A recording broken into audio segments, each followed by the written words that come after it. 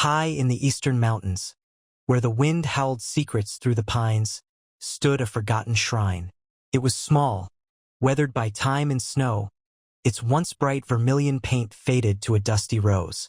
For years, it had been the home of the shrine maiden, Hannah.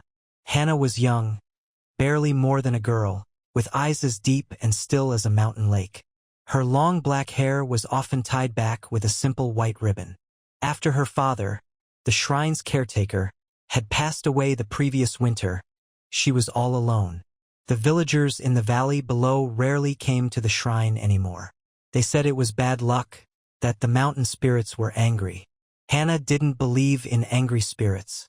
She believed in the quiet strength of the mountains, the gentle rustle of the bamboo, and the soft glow of the lanterns she lit each evening. She spent her days tending the small garden, cleaning the shrine, and praying to the ancient gods. The silence was often deafening, broken only by the chirping of crickets or the distant call of a hawk. She missed her father's stories, his warm smile, and the feeling of not being so utterly alone. She often wondered if anyone would ever climb the worn stone steps to her forgotten shrine again. Little did she know fate was about to answer her question in the most unexpected way. One evening, as the last rays of the sun painted the sky in hues of orange and purple, Hannah was lighting the lanterns. Suddenly, she heard a sound, a weak groan, followed by the piercing wail of a baby. Her heart leaped into her throat. She grabbed a lantern and rushed towards the shrine's entrance, her bare feet padding softly on the cold stone. There, slumped against the weathered wooden gate, was a man. He was dressed in the tattered remains of what might once have been fine samurai armor.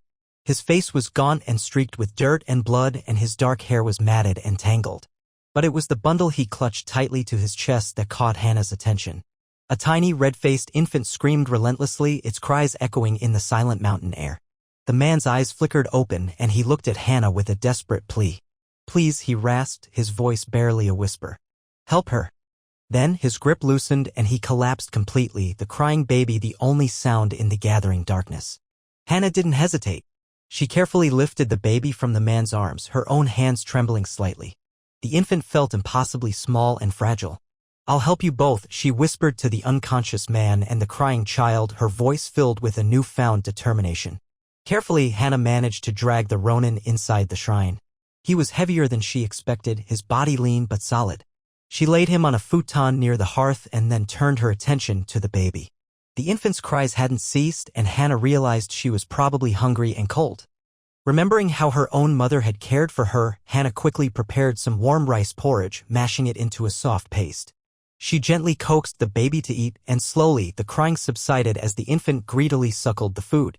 Once the baby was fed and wrapped in a warm blanket, she finally fell asleep, her tiny face peaceful. Turning back to the Ronin, Hannah saw that he was still unconscious. She gently began to examine his wounds. There was a deep gash on his arm and several smaller cuts and bruises scattered across his body. Using water warmed over the fire and herbs her father had taught her about, she cleaned his wounds with care. She recognized some of the herbs as having healing properties and hoped they would help prevent infection. His breathing was shallow and ragged, and Hannah worried that he might not make it through the night. She stayed by his side, tending the fire and praying to the mountain spirits to guide her hands and give him strength. The next morning, the Ronin finally stirred. He opened his eyes slowly, his gaze unfocused. He looked around the small shrine, confusion clouding his features. He tried to sit up, but a sharp pain in his arm stopped him. "Easy," Hannah said softly, approaching him with a bowl of warm broth. "You're safe now. You're at my shrine." He looked at her, his eyes searching. The baby?" he croaked. Hannah smiled gently. "She's fine. Sleeping peacefully." She gestured towards a small cradle she had fashioned from a basket and some blankets.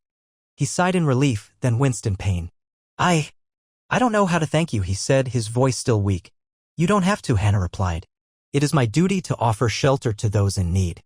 She helped him sit up and offered him the broth. "Eat. You need your strength." As he slowly ate, Hannah watched him, wondering about his past.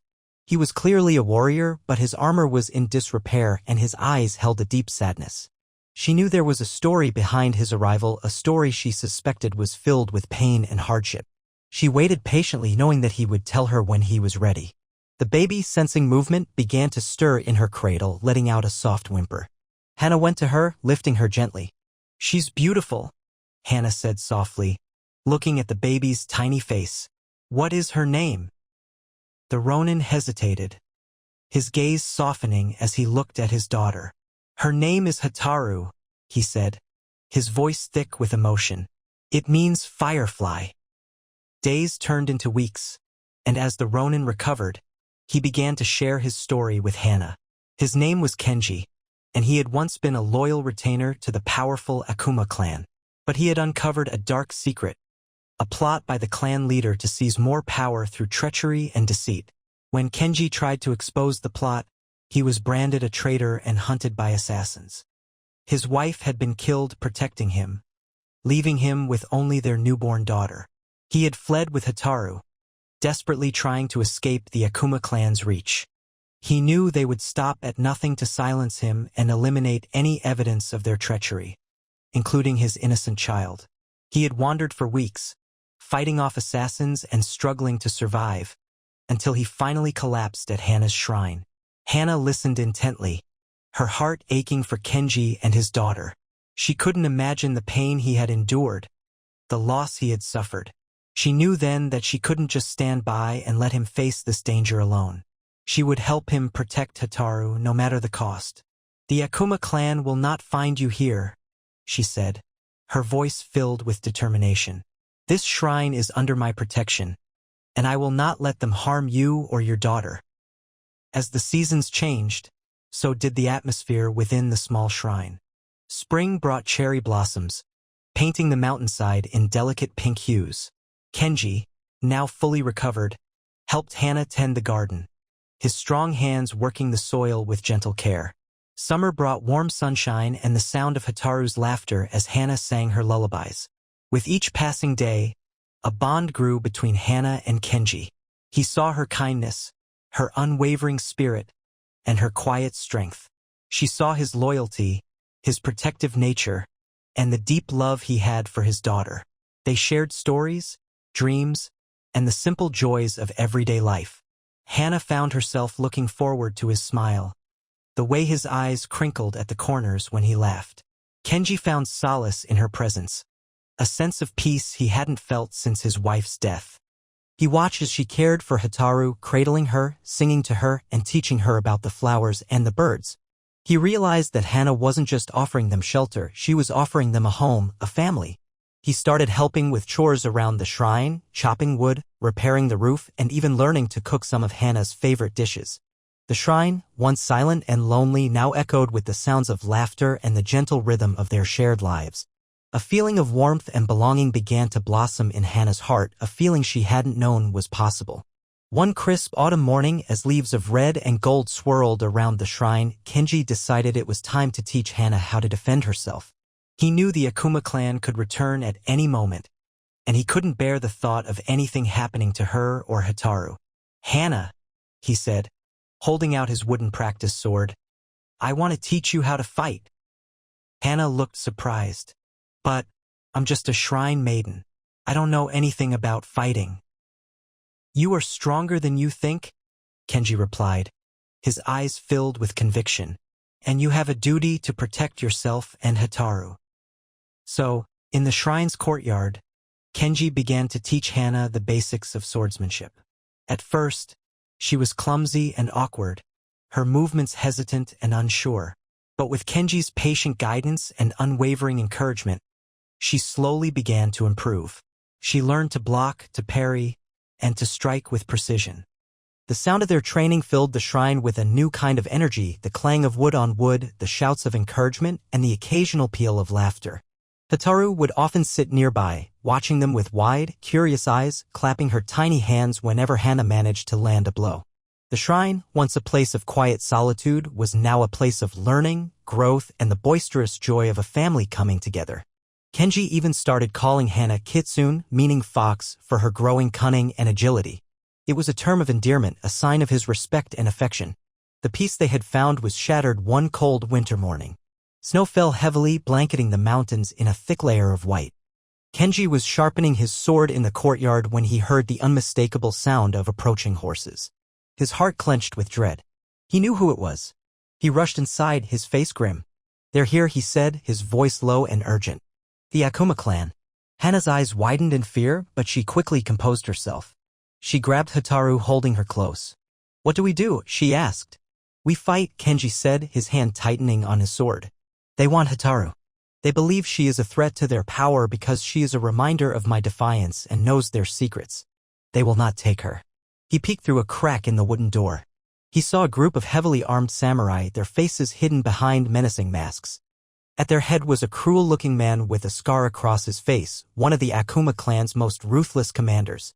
"Kenji," the commander shouted, his voice echoing through the mountains. "We know you're in there. Hand over the child and we might spare your life." Kenji stepped out of the shrine, his sword drawn. "You will not touch her," he said, his voice filled with steel. "I will die before I let you harm my daughter." Hana stood behind him, holding Hataru tightly. She knew that Kenji was a skilled warrior, but he was outnumbered. She had to do something. With a newfound resolve, Hana gently placed Hataru in her cradle, ensuring she was safe and warm. Then she turned and walked towards the back of the shrine, her footsteps firm and determined. She reached into a hidden alcove and pulled out a long, slender weapon, a naginata. It was her father's weapon, a symbol of his strength and his dedication to protecting the shrine. She had never used it before, but now she knew she had to. She gripped the naginata tightly, feeling the smooth wood beneath her fingers. It felt heavy, but also strangely empowering. She walked back to Kenji's side, her eyes blazing with a fierce determination. The Akuma commander sneered. "Look at this," he said, his voice dripping with mockery. "The shrine maiden thinks she can fight us? How pathetic." Hana ignored him. She stood beside Kenji, her naginata held at the ready. "I will not let you harm them," she said, her voice clear and strong. "This is my home and they are my family. I will defend them with my life." Kenji looked at her, his eyes filled with gratitude and admiration. He knew that Hana wasn't a trained warrior, but she had something more important, a fierce love and an unwavering commitment to protecting those she cared about. He nodded to her, a silent acknowledgement of their shared purpose. "Then let us fight together," he said, his voice filled with determination. "For Hataru and for our home." He charged forward, his sword flashing in the winter sunlight. Hana followed close behind, her naginata a whirlwind of steel. The battle had begun. The battle was fierce and chaotic. Kenji, a whirlwind of steel, fought with the skill and ferocity of a seasoned warrior. He parried blows, dodged attacks, and struck with deadly precision. Hana, though less experienced, fought with a courage and determination that surprised even herself.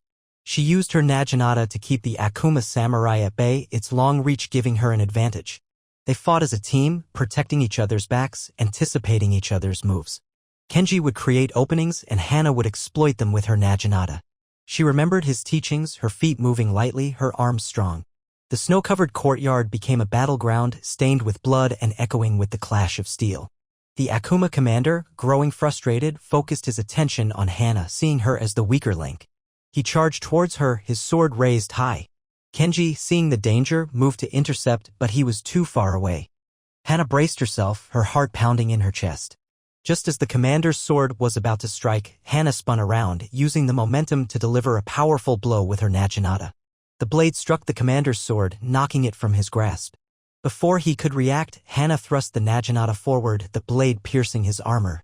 He gasped, his eyes wide with shock, and then collapsed to the ground. With their leader defeated, the remaining Akuma samurai lost their will to fight.